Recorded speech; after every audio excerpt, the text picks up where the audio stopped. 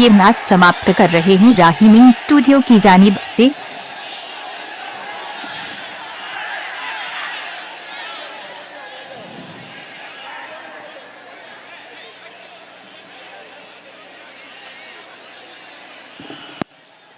मिंबर नूर पर जलवाबार बैठ जाओ, उलमाए ज़वील एहतराम, बैठ जाओ मेरे भाई, बैठ जाओ।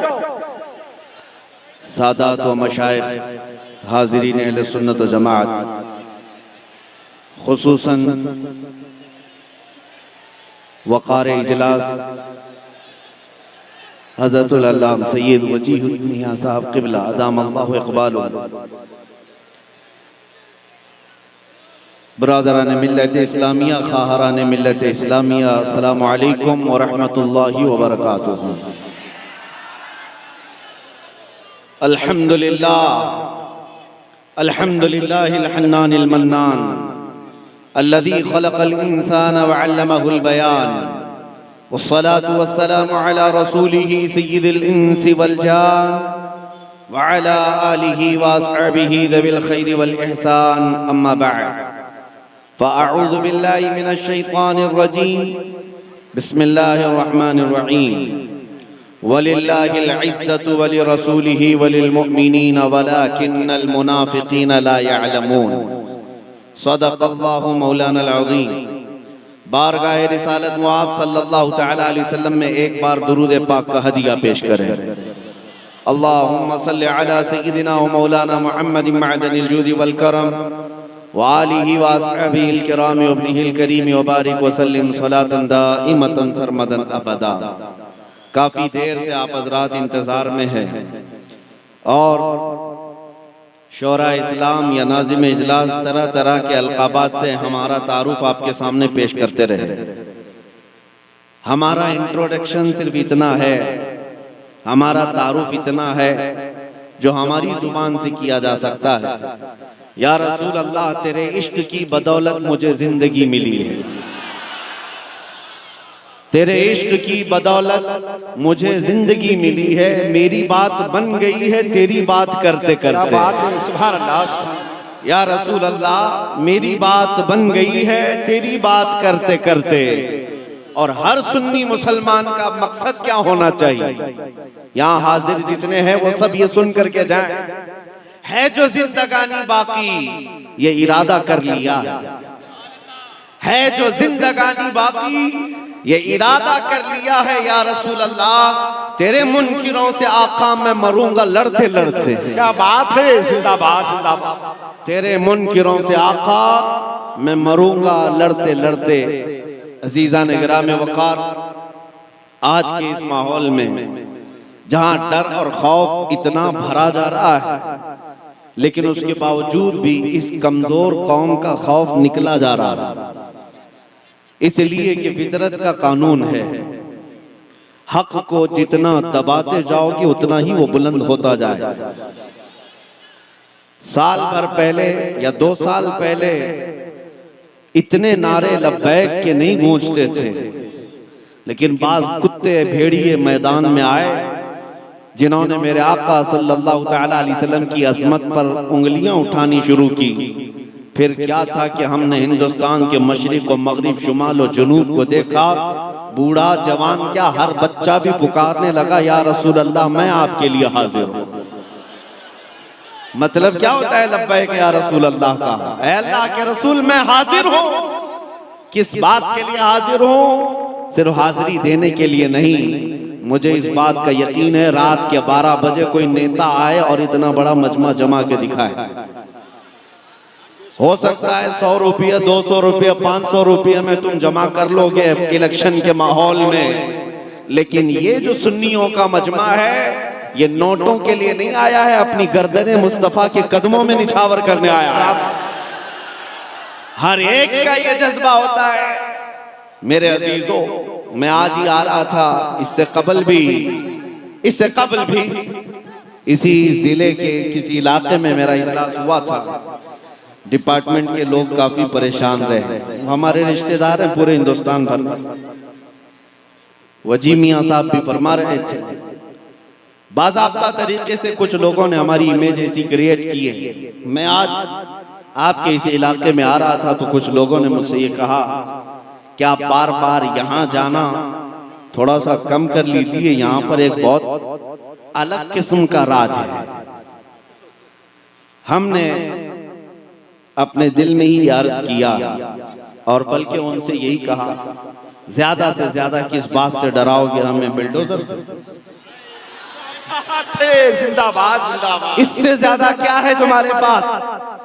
लेकिन अल्लाह की कसम, जो हकीकी मुसलमान है वो बिल्डोजर के दांतों से नहीं डरता, जिसे ये यकीन है कि मेरे पास बाजुए हैदर कर्रार, जिसने मरहब को पछाड़ा है, जिसकी ताकत की बोलती पूरी दुनिया में बोली जाती है। बहरहाल मुसलमानों को खौफजदा होकर जीने की जरूरत नहीं। बरेली के इमाम ने 100 साल पहले हमें पुकार कर कहा था, खौफ ना रख रजा जरा, तू तो है अब्दे मुस्तफा। खौफ ना रख रजा जरा, तू तो है अब्दे मुस्तफा, तेरे लिए अमान है, तेरे लिए अमान है। मैं आज आपके सामने चंद बातें अर्ज करूंगा। ऐ नौजवान, तुम्हारे पास कुछ दौलतें हैं जिस पर तुमको खुद एहसास नहीं है, बल्कि एक अजीम दौलत जो तुम्हारे सीनों में आज भी है, जिससे पूरी दुनिया खौफजदा भी है, थर्राई हुई भी है। सबको पता है ये बिछड़ी हुई कौम है, बैकवर्ड, और बल्कि सर्वे के मुताबिक ये भी कहा जाता है कि मुसलमानों की हालत जार हिंदुस्तान में ऐसी है कि यहाँ के जो SC ST तबके से ताल्लुक रखते हैं उनसे भी पीछे आ चुके हैं। ये गवर्नमेंट की रिपोर्ट है, गवर्नमेंट के सर्वे की रिपोर्ट है। हम ये सारी रिपोर्ट्स को देखते हैं कि मुसलमानों की हालत इतनी खराब तुम ही पेश करते हो, फिर हम इनसे ही पूछते हैं जब इन मुसलमानों की हालत इतनी खराब है हिंदुस्तान में, तो 24 घंटे मीडिया में हम पर ही डिस्कस क्यों करते हो? फिर हर घड़ी हम ही टारगेट क्यों है, हम ही निशाने पर क्यों है? अरे मियां, हालत तो ये है कि हमारे नाम पर तो तुम इलेक्शन भी जीतते हो। अगर हमारा नाम नहीं लोगे तो माहौल गर्म भी नहीं होगा। वैसे आपने कभी महसूस किया, इस मुल्क में और भी लोग हैं, सिख भी हैं, ईसाई भी हैं, जैन भी हैं, पारसी भी हैं, लेकिन इलेक्शन का मुद्दा तो सिर्फ मुसलमान है। उसकी वजह क्या है? मेरे अजीजों, मैं वहां आपको ले जाना चाहता हूं। मैं सियासत पे नहीं आ रहा, आपको अपनी वैल्यू और एहसास दिलाना चाहता हूं। दुनिया भौंकती है, भौंकने दो कि हम में 1000 टुकड़े हो गए, हम में से फिरके हो गए, हम में जमातें हो गई, हमारा इत्तेहाद पारा पारा हो गया, सब अपनी जगह पर। लेकिन दुनिया आज भी भौंक भौंक करके हमें बताती है कि आज भी ताकतवर तुम ही हो। क्या बात है, हक है। आज भी एहसास की जिंदगी तुम ही लोगों के पास है। इसलिए कि मुझे अंदाजा है, चंद दिनों पहले की बात है, 1-2 साल गुजर रहे होंगे, एक आला अधिकारी हैं, वो हमसे बैठ करके बात करने लगे, मौलाना आप इतने एग्रेसिव क्यों होते हैं, आप इतने सख्त अंदाज में क्यों बोलते हैं? आस्था तो हमारे पास भी है, गुरु हमारे भी हैं। कहा बस फर्क है, आपने ना असली गुरु को देखा है ना असली आस्था को देखा है। बात इतनी है। मैं एक मिसाल आपसे पूछता हूं कि अगर मैं ये कहूं कि आपकी मां बदकार है, अभी मैं जुमला पूरा किया नहीं था कि वो कुर्सी से खड़े हो कहा कि मौलाना मैं तो आपसे बात कर रहा हूं, आप तो मेरी मां पे चले गए। हमने कहा मैं आपकी मां को गाली नहीं दे रहा हूं, पूछ रहा हूं आपको क्या लगेगा। कहा दूसरी कोई मिसाल दीजिए, आप मेरी मां पे क्यों पूछ रहे हैं? मैंने कहा साहब अभी मिसाल भी आपको अच्छी नहीं लगी, वो भी मां के लिए। आप कान खोल करके सुन लें, आप जितना अपनी माँ से मोहब्बत करते होंगे वो अपनी जगह पर, करोड़ों माओ की मोहब्बत से ज्यादा मुसलमान अपनी नबी से मोहब्बत करता है। क्या बात है, जिंदाबाद जिंदाबाद, हक है। हम अपनी रूह और जान से ज्यादा जब तक मोहब्बत ना कर ले, मोमिन कामिल बन भी नहीं सकते। उस वक्त तक ईमान कंप्लीट हो भी नहीं सकता। मोहम्मद की मोहब्बत दीन हक की शर्त अव्वल है। इसी में हो अगर खामी तो सब कुछ नामुकम्मल है। क्या बात है, इसी में हो अगर खामी तो सब कुछ नामुकम्मल है। इसीलिए मैं उस नुक्ते की तरफ आपको लेकर के आना चाहता हूँ। ए अजीजो, आज आपके दिलों में जिसने तड़प पैदा की है, जगह दिया है अज़मत मुस्तफ़ा के लिए, ये बहुत ही अहम उन्वान है, बहुत अहम टॉपिक है। पता है आपको, तकरीबन 15 साल के बाद डॉक्टर इकबाल ने, शायर मशरिक ने अपनी कौम को ये मैसेज दिया था। यूरोप को देख करके आया था इकबाल, वहां की तरक्कियों को देख करके आया था, और जब कौम ने पूछा, मुसलमानों ने, कि हमारी तरक्की किसमें है, तो इकबाल ने एक ही जुमला कहा था कि मोहम्मद से वफा तूने तो हम तेरे हैं। बहुत खूब। ये जहां चीज है क्या लौहो कलम तेरे, तुम्हारी तरक्की का राज सिर्फ इतना ही है, उस नुक्ते पर आ जाओ जहां मेरे मुस्तफा ने अपने सहाबा को छोड़ा था।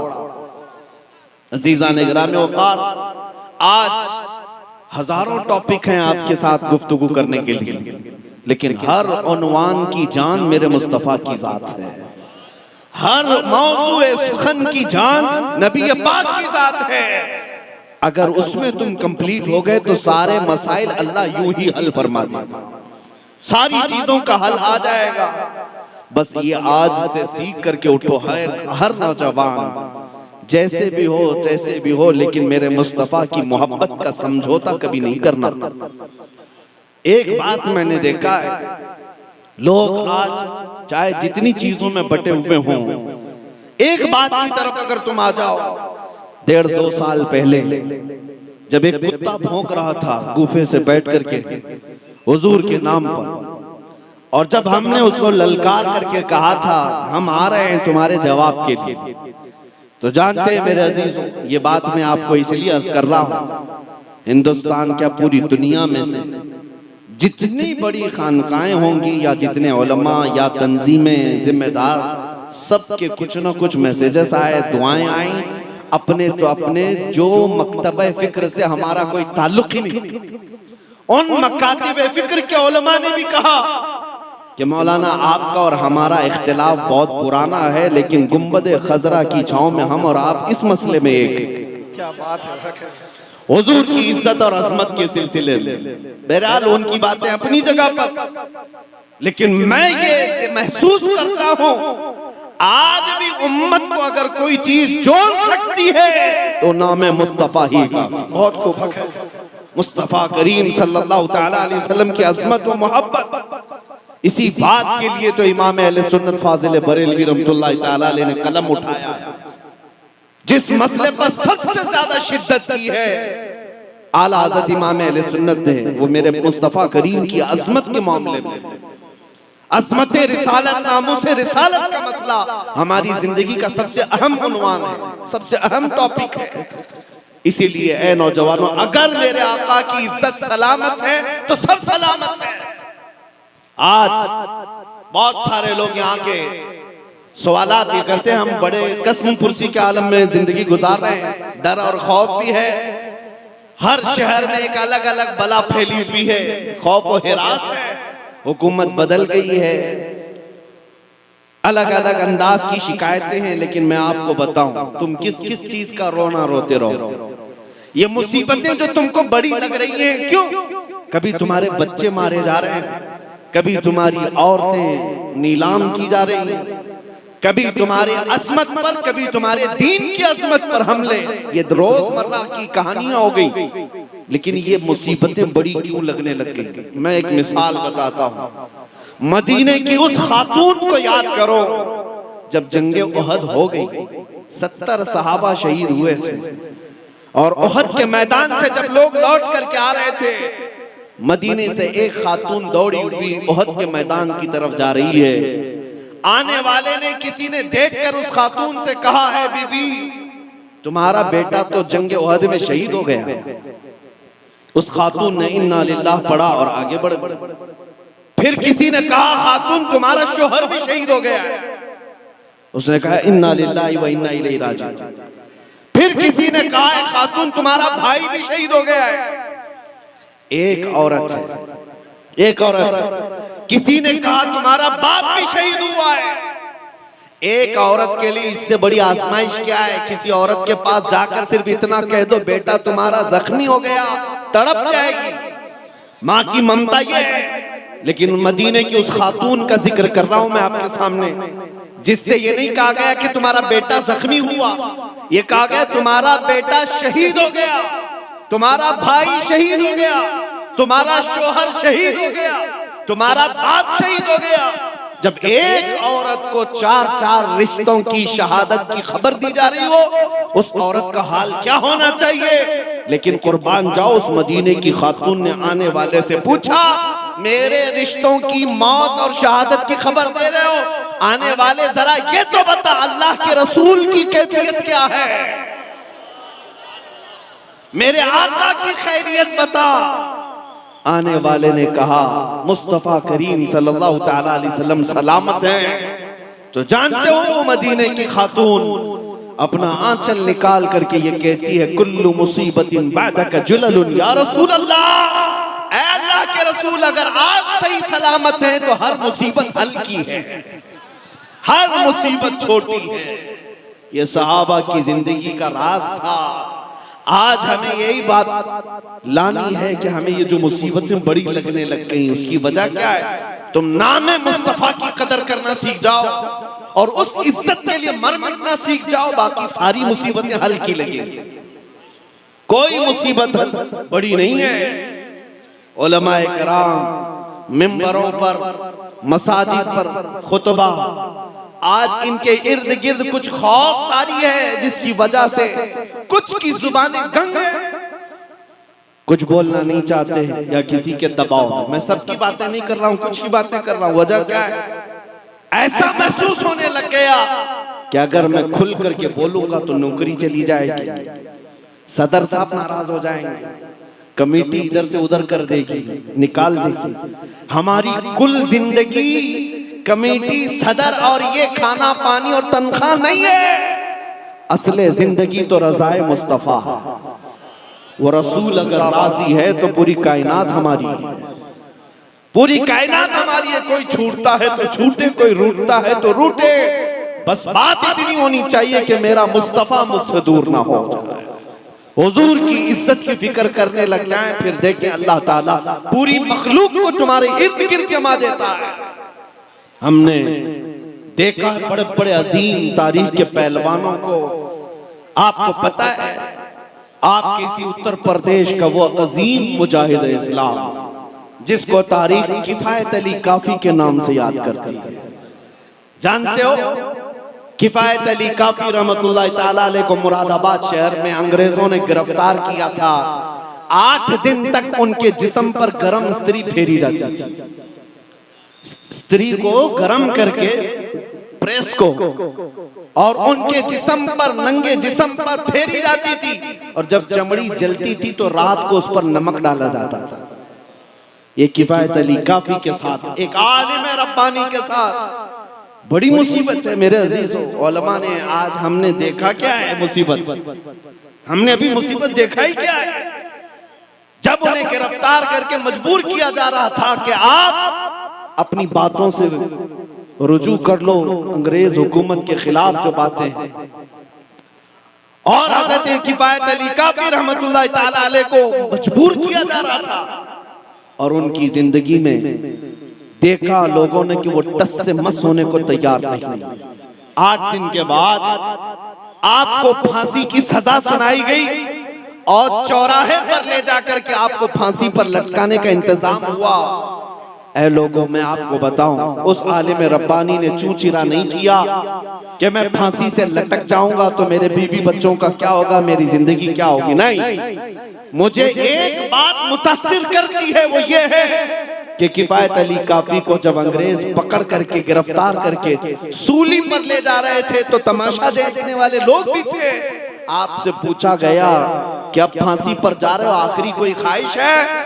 जब किसी को फांसी के फंदे पर चढ़ाया जाता है, आखिरी ख्वाहिश पूछी जाती है, तो फांसी के फंदे पर लटकने वाला पहले ये बोल देता है मैं बीवी से मिल लूंगा, बच्चों से मिल लूंगा, रिश्तेदारों से आखिरी मुलाकात कर लूंगा, कोई चीज खा लूंगा।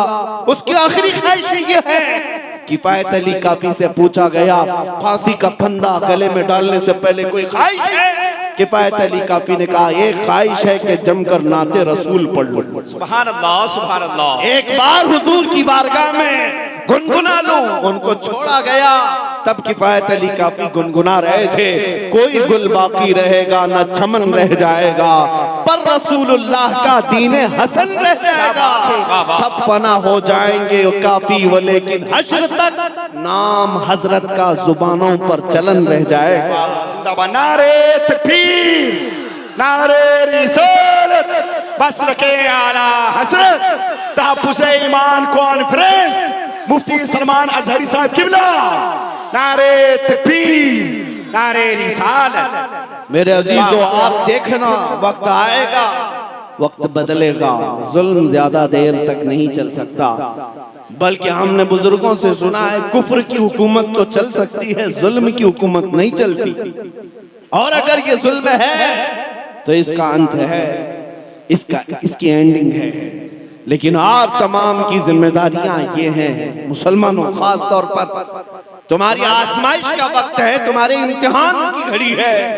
कल जब कयामत के दिन बारगाह मुस्तफा में तुम्हें खड़ा कर दिया जाए, अल्लाह रब्बुल इज्जत कहार खुदा हिसाब ले रहा हो और नबी पाक की शफाअत के लिए तुम दौड़े दौड़े भाग रहे होंगे। अगर मेरे मुस्तफा ने आपसे ये पूछा, जिस दिन मुझे तुम्हारे शहरों से गालियां दी जा रही थी, उस वक्त तुम अपनी जवानी में क्या कर रहे थे? तुम्हारे पास क्या जवाब है? क्या कयामत के दिन ये कहोगे कि हम गेम खेल रहे थे, रात भर इंटरनेट चला रहे थे, हम गाने सुन रहे थे और फिल्मों की धुन में सो रहे थे? नहीं, तेरा नशीमन कसरे सुल्तानी के गुंबद पर, तू शाहीन है बसेरा कर पहाड़ों की चट्टानों में। तुमको किसने ये जिंदगी दे दी? तुम आवारा कैसे हो गए? आज तुम्हारे मोहल्लों में नशा आया कैसे? तुम्हारे हाथों में ताश के पत्ते कैसे आ गए? तुम्हारे हाथों में शराब की बोतलें कैसे आ गई? आज हालत ये है, हर बड़े शहर में कोई अगर नशा का एड्रेस पूछता है तो मुसलमानों की तरफ इशारा किया जाता है, पता उसको वहीं का बताया जाता है, वहां बिकता भी है, करते भी है, मिलता भी है। ये जिंदगी तुम्हारी कब से आ गई? तुम्हारे हाथों से कुरान किसने छीन लिया?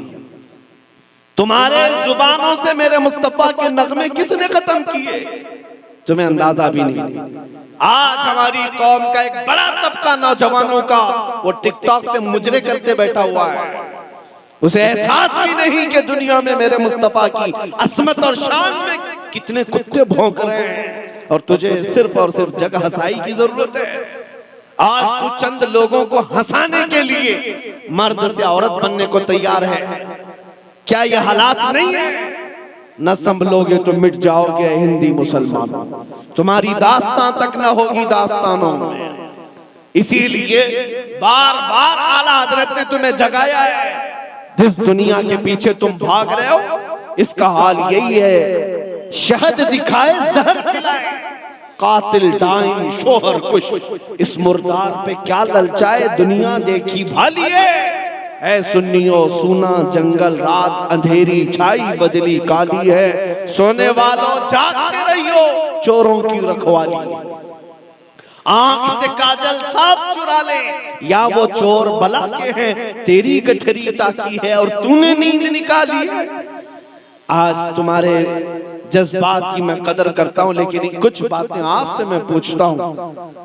इसी जगह पर आप ही के इलाकों में मस्जिदें तुमसे छीनी गई, खानकाहों को चुप तुम्हारे यहाँ कराया गया है, हमारे सारे मराकिज तुम्हारे यहाँ हैं, हमारी सारी बड़ी अजमत के सेंटर यही है यूपी में। उत्तर प्रदेश का असर पूरे हिंदुस्तान में होता है। मुसलमानों के लिए भी हमारे मराकिज खानकाहें सब यहाँ मौजूद हैं, और इसीलिए जालिम ने सबसे ज्यादा टारगेट तुम्हारे ऊपर किया है। और तुम अगर ख्वाबे खरगोश में सो रहे हो, जो होता है देखा जाएगा। मैं सिर्फ आपको इतना कहना चाहता हूं, लोग मेरी बातों से अगर जज्बात में आकर के ये पूछना चाहते हैं, मेरी एक तकरीर के बाद किसी ने पूछा था, कहा कि आपने इतना सब कहा तो करना क्या है बताइए, तलवार उठाएं निकल जाएं, बंदूक उठाएं निकल जाएं। हमने कहा हम कभी इस बात की आपको दावत नहीं दे रहे, हालात नहीं है मेरे अजीज। तलवार बहुत दूर की बात, मैं तो चाकू उठाने की भी बात नहीं कर रहा हूं, इसलिए कि तुम्हारे पास ब्लेड भी होगा तो इनके लिए बम से ज्यादा, बम से कम नहीं है। हमें पता है ना हम तलवार की ना बंदूक की बात कर रहे हैं, लेकिन मैं उससे भी ज्यादा और आला चीज की बात कर रहा हूं जो तलवार असर नहीं कर सकती, जो बंदूक और बारूद असर नहीं कर सकते। वो क्या है? एक मुसलमान इश्क रसूल में डूब कर किसी गली में चले, इतना ही काफी है, इतना ही काफी। अरे तुम्हारा चलना फिरना लोगों के लिए मुसीबत बन जाएगा, कई लोगों की नींद हराम हो जाएगी। जिस दिन तुम जाग गए, जिस दिन तुम बेदार हो गए, जिस दिन तुम्हारे होश संभल गए, मेरी जिंदगी वो नहीं है जो मैं गुजार रहा हूं। जिस दिन एहसास हो गया बस इतना ही काफी है, सीनों में अज़मत मुस्तफा बिठाओ, तुम्हारे चाल चलन बदल लो, फिर देखो जुरत नहीं होगी मेरे अजीजों, क्योंकि तारीख की सच्चाई का मैं आपको बता रहा हूं। एक सहाबी है सलमा बिन अकवा, मेरे आका के गुलाम सहाबी, एक बार 400 लोग अब्दुर्रहमान नाम के कारा के एक शख्स के साथ, वो कुफार और मुशरिकीन का सरदार था, मदीने के एक बागीचे पे हमला कर दिया, हुजूर की ऊंटनियों को कब्जा कर लिया, खजूरें लूट करके ले जाने लगा। मदीने में कोई देखा नहीं, एक ही सहाबी ने देखा, सलमा बिन अकवा, लेकिन उन्होंने शोर नहीं मचाया, हल्ला नहीं मचाया, कहा मैं अकेला हूं, रात का वक्त है, दौड़ा दूं इनको, और दौड़ाया। हैरत की बात है कि 400 एक आदमी से डरकर भागने भी लगे, भाग भी रहे, ये रिवायत मौजूद है। और इतना भगाया सलमा बिन अकवा, जिनको राजिलु रसूलिल्लाह कहा जाता है, और वो 400 लोग दौड़ते थे, जहां हज़रत सलमा बिन अकवा का पांव पड़ता था वो डर के मारे हैबत से कांपते थे। अगर कोई ठोकर से गिरता सिर्फ उसकी गर्दन पर पैर रख करके चले जाते। कभी कभार मैं तारीख की सच्चाइयां देखता हूँ, 400 कहाँ है और एक मेरे मुस्तफा का दीवाना कहाँ है, दौड़ा रहा है। आखिर में पहाड़ियों पर चढ़ करके उनका सरदार पुकार करके कहता है, मियां एक आदमी तू क्यों दौड़ा रहा है, हमें क्यों भगा रहा है? सलमा बिन अकवा ने कहा, जब तक तुम्हारी झोलियों में मदीने की एक खजूर भी बाकी रहेगी मैं तुम्हारा पीछा नहीं छोड़ने वाला। अब्दुर्रहमान कारा का जो शख्स था उसने अपने सिपाहियों से कहा, मियां इसको दे दो सारा लूटा हुआ माल, छोड़ दो इनकी ऊंटनियां, खजूरें फेंक दो। सब फेंक दिया और अपनी जानें बचाकर जितने थे वो भागकर चले गए।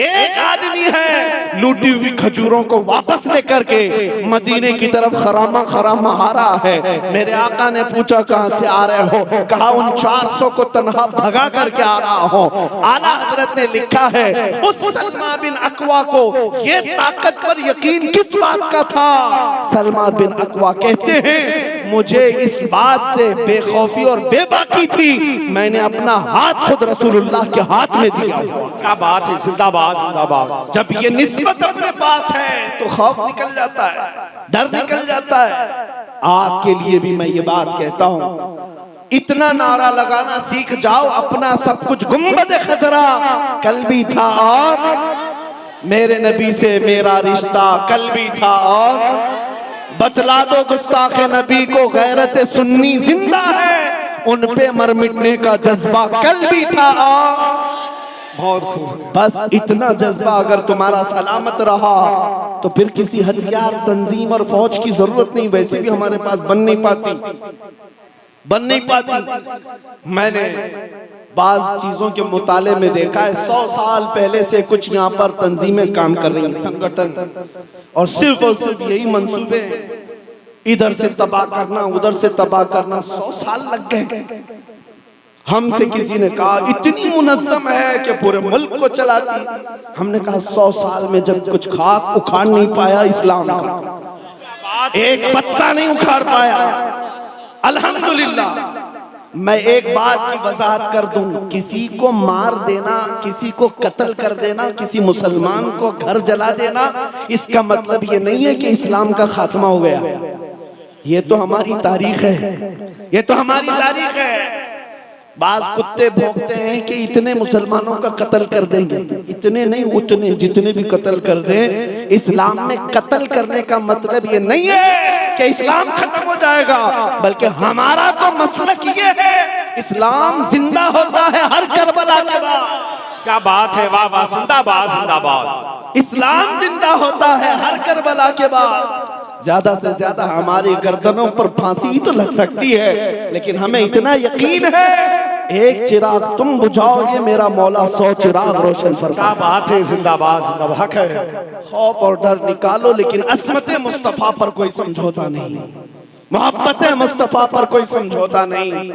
आ जाओ उस दीन में जिसमें मेरे आका ने तुम्हें दावत दी है। इससे ज्यादा सुकून किसी में नहीं, इससे ज्यादा इज्जत भी किसी में नहीं है। नबी पाक के कदमों से वाबस्ता होकर हमने महसूस किया है। मैं आपके इलाके का क्या हूं? क्या कोई सांसद है, कोई विधायक है, या किसी पार्टी का नेता है जहां आया? नहीं, हमारा उनसे कोई ताल्लुक ही नहीं। लेकिन ये एक लखीमपुर खीरी नहीं है, तकरीबन 22 स्टेट में 150 से ज्यादा इजलास को अभी साल भर में खिताब किया होगा। हर जगह ये मजमा है जो पलकें बिछाए खड़ा है, इंतजार में है, इज्जत अफजाई है। मैं कभी इस बात पर इतराता नहीं कि ये मेरी पगड़ी की इज्जत हो रही है, मेरे जुब्बे की इज्जत हो रही है, मेरे खानदान की इज्जत हो रही है। नहीं, हमें यकीन है मैं इस करम के कहां था काबिल, हुजूर की बंदा परवरी है। ये सब तुम्हारा करम है, आका के बाद अब तक बनी हुई है। ये नाज, ये अंदाज हमारे नहीं होते, झोली में अगर टुकड़े तुम्हारे नहीं होते, जब तक के मदीने से इशारे नहीं होते, रोशन मेरी किस्मत के सितारे नहीं होते। बेदाम ही बिक जाइए, बेदाम ही बिक जाइए बाज़ारे नबी में, इस शान के सौदे में खसारे नहीं होते। क्या बात है, जिंदाबाद जिंदाबाद, इस शान के सौदे में खसारे नहीं होते। यहाँ इज्जत ही देखी गई है, इज्जत ही देखी गई है। हमने दुनिया का एक दस्तूर देखा है, मैंने आयत भी आपके सामने यही पढ़ी है, वलिल्लाहिल इज्जतु वली रसूलिही वलिल मुमिनीन। अल्लाह फरमाता है इज्जत अल्लाह की है, रसूल की है, मोमिनों की है। मुनाफिक इस बात को नहीं समझते। तुमने अपने चेहरे का हुलिया बिगाड़ दिया ये सोच करके कि मैं बड़ा फैशनेबल बन जाऊं। पैंट को इधर से उधर फाड़ लिया, कानों में बालियां लगा ली, सर में चोटियां रख ली। क्यों नहीं? यूरोप में ऐसा करते हैं, अमेरिका में ऐसा करते हैं। वो नंगे घूमते हैं तो तुम भी सोचे कि नंगे घूमने से इज्जत हो जाएगी। यानी आज दुनिया ने फैशन बनाया है कि जितना नंगा हो उतना ज्यादा फैशन है।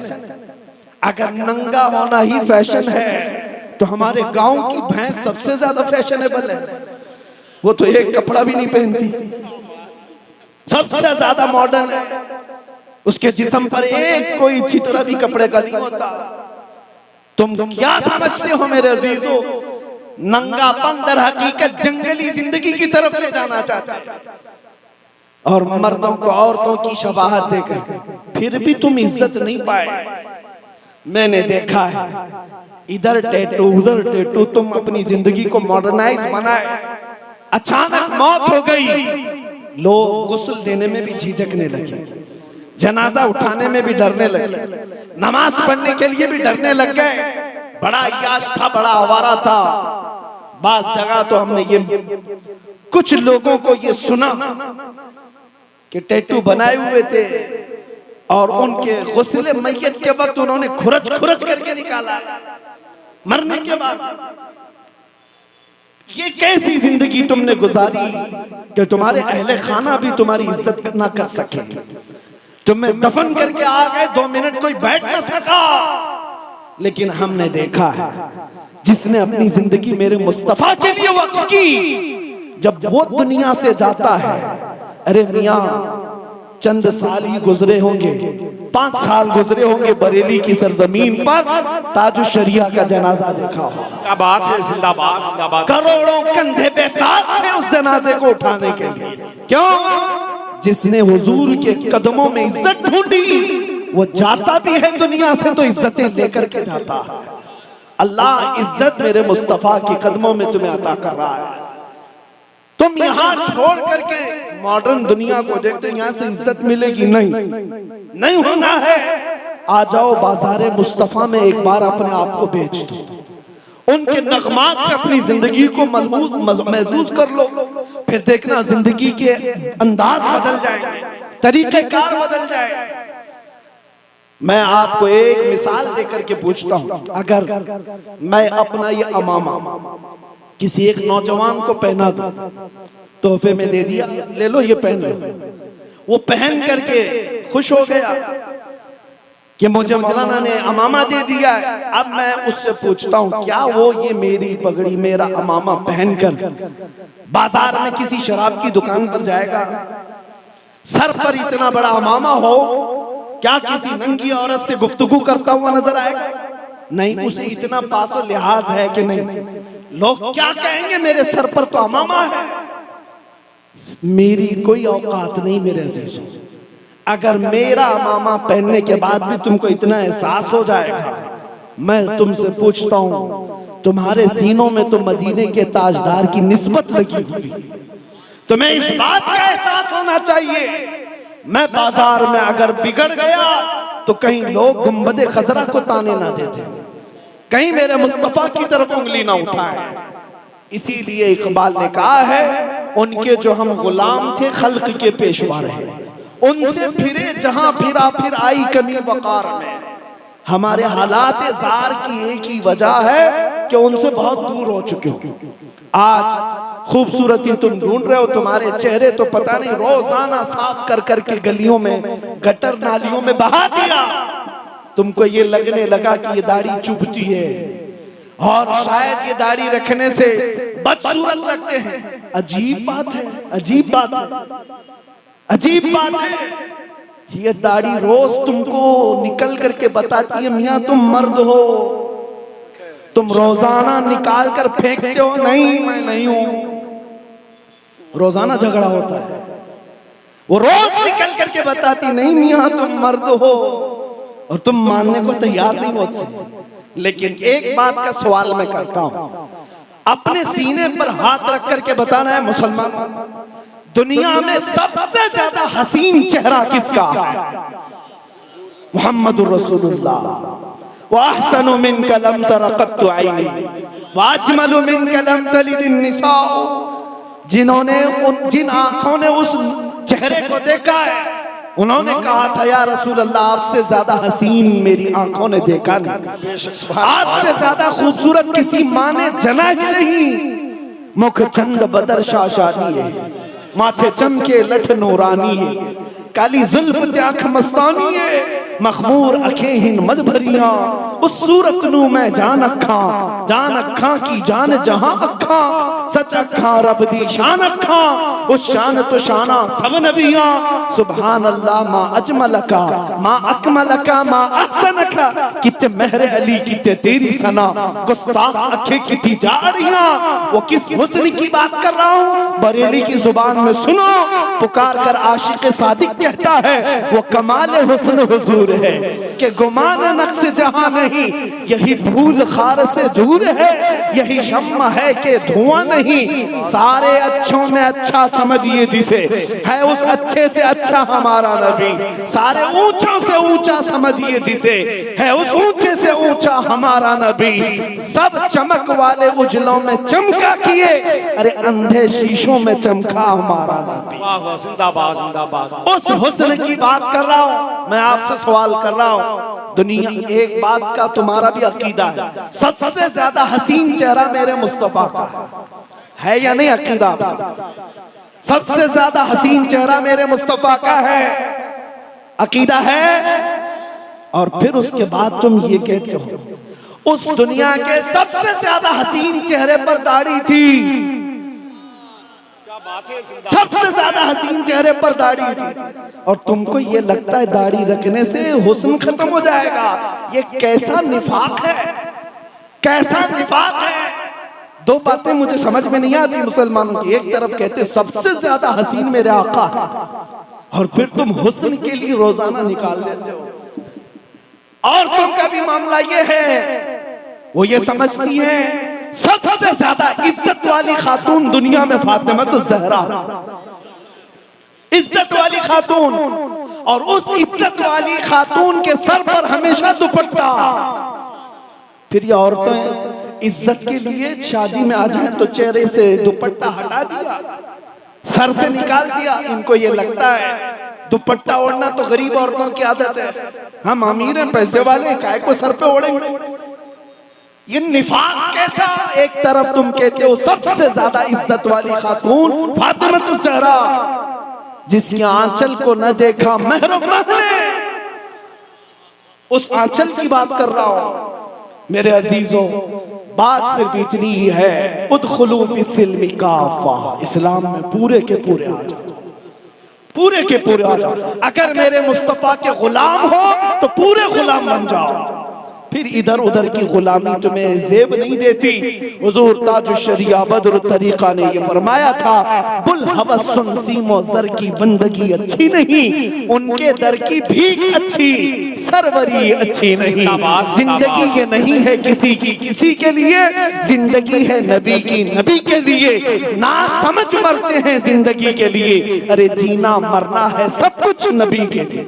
नारे तकबीर, नारे रिसालत, नारे हैदरी, नारे हैदरी, वाह वाह जिंदाबाद। क्या आज आप ये अहद करके उठेंगे नौजवानों? हुजूर की मोहब्बत में मैं आपसे एक सवाल करता हूं, जब मेरे मुस्तफा की इज्जत पर, उनके नामूस पर बात आएगी, मैं बगले नहीं झांकूंगा, अपनी गर्दन लेकर मुस्तफा के कदमों में निछावर करूंगा। हर बंदा हाजिर है इस बात के लिए, हर एक हाजिर है इस बात के लिए। मैं हाथ से नहीं उठाता, मैं तो सिर्फ गर्दन देने की बात करता हूं। हाथ उठा करके भागने वाला मसला नहीं है, लेकिन तुमने अल्लाह उसके रसूल को गवाह बनाकर अगर ये बात कही है तो ये आसान चीज नहीं है। तुम जान लुटाने की बात कर चुके हो, जो सबसे आखिरी चीज है तुम्हारे पास, सबसे आखिरी चीज है। हुजूर की इज्जत की बात आए तो जान हम दे सकते हैं, फिर कह रहे हो दे सकते हैं, ये सबसे आखिरी चीज है तुम्हारे पास। मैं पूछता हूं, तुम्हारे पास सबसे आखिरी चीज है गर्दन, जान, वो नामे मुस्तफा पर लुटाने को हम वक्त तैयार हो। मैं तो उस नामे पाक पर पूछ रहा हूं कि कुछ गुनाहों को तो छोड़ के दिखा दो। गर्दन बाद में दी जाए, जान बाद में देंगे। उस नामे पाक के लिए आज से मैं गाने सुनना छोड़ दूंगा, उस नामे पाक की इज्जत के लिए मैं नशा छोड़ दूंगा। क्या इतना अहद नहीं कर सकते अपने नबी के लिए? कर सकते हैं, लेकिन तुम चाह लो एक दिन, उसका बदला मुझसे क्या लेना चाहते हो? मैं बता के जाता हूं, मुझसे कुछ मत लो, मेरे पास है भी क्या जो मिला सरकार से मिला। अगर तुमने ये अहद कर लिया अल्लाह के रसूल की रजा की खातिर, मेरे रब की रजा की खातिर, आज से जो गुनाहों के आसपास में मंडलाता छोड़ देता हूं। बदले में तुम कोई नोट और वोट ना सोचना, तुम्हें अगर बदले में कोई चीज मिलेगी तो मेरा यकीन और विजदान कहता है, थक हार करके जब लोगों के ताने सुन सुन करके अगर दुनिया ताना देगी कि क्या हो गया तुझे, मौलवी बन गया, मुल्ला बन गया, अरे तुझे क्या हो गया, दाढ़ी रख लिया, टोपी रख लिया, लोगों के ताने सुन सुनकर थक करके किसी दिन तुम आओगे बिस्तर में सो रहे होगे, किस्मत जाग जाएगी, आमिना का लाल ख्वाब में तशरीफ लाएगा। सुभान अल्लाह, सुभान अल्लाह। इससे बड़ा इनाम और क्या चाहिए? इससे बड़ा इनाम और क्या चाहिए? लेकिन करके तो देख लो मेरे अजीजों, करके देख लो।